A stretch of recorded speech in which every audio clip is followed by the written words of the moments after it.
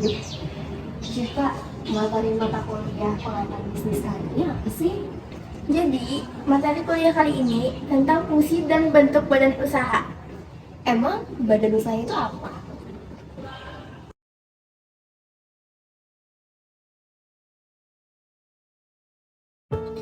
Menurut Undang-Undang Cipta Nomor 11 Tahun 2020, badan usaha adalah badan usaha berbentuk badan hukum atau tidak berbentuk badan hukum yang didirikan di wilayah Negara Kesatuan Republik Indonesia dan melakukan usaha atau kegiatan pada bidang tertentu. Badan usaha juga dapat didefinisikan sebagai kesatuan sumber daya atau faktor produksi yang digunakan untuk mengolah sehingga didapatkan barang dan jasa. Lalu, apa sih macam-macam badan usaha? Badan usaha yang saya akan jelaskan di sini adalah berdasarkan kepemilikan modal. Yang pertama, badan usaha milik negara atau BUMN, di mana pemilik modal adalah pemerintah atau negara.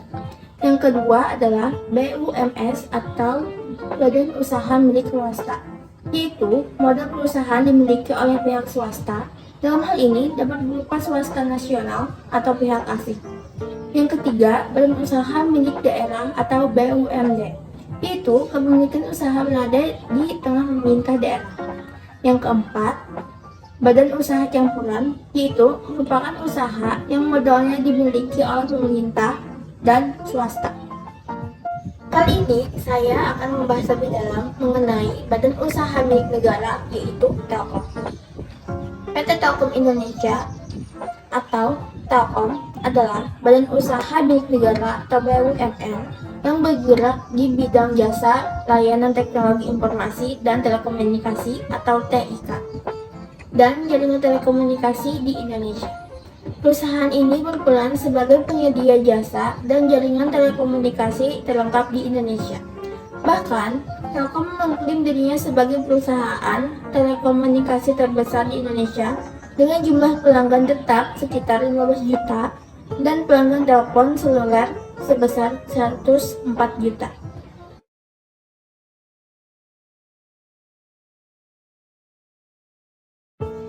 Untuk bisa sebesar sekarang, PT Telkom Indonesia telah melalui berbagai perjalanan panjang, yakni bermula pada tahun 1882 silam.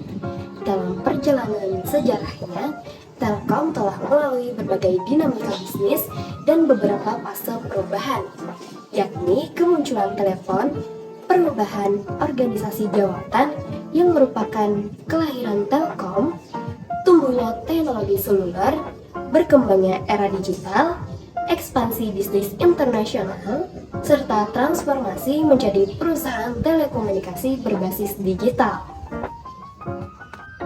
Setelah mengetahui sejarah singkatnya, kalian pasti penasaran kan apa saja fungsi badan usaha?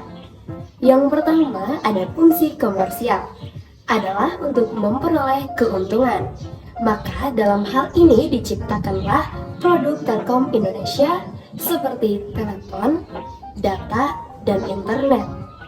Yang kedua ada fungsi sosial, adalah sejauh mana memberikan peran bagi lingkungan sekitar. Hal ini sejalan dengan visi misi Telkom itu sendiri, yaitu visinya menjadi digital telco pilihan utama untuk masyarakat. Misinya mempercepat pembangunan infrastruktur dan platform digital cerdas yang berkelanjutan, ekonomis, dan dapat diakses oleh seluruh masyarakat. Yang kedua, mengembangkan talenta digital unggulan yang membantu mendorong kemampuan digital dan tingkat adopsi digital bangsa. Yang ketiga, orkestrasi ekosistem digital untuk memberikan pengalaman digital pelanggan terbaik. Fungsi ketiga, yaitu fungsi perekonomian, adalah untuk membuka kesempatan kerja. Telkom mendukung penuh kemajuan UMKM. Para pelaku UMKM dapat terus bergerak lincah mengikuti arus perkembangan ekonomi digital melalui penyediaan infrastruktur, platform, dan layanan digital yang mumpuni. Sejalan dengan arahan Menteri BUMN Republik Indonesia Erick Thohir, pertumbuhan ekonomi digital tidak akan lepas dari infrastruktur.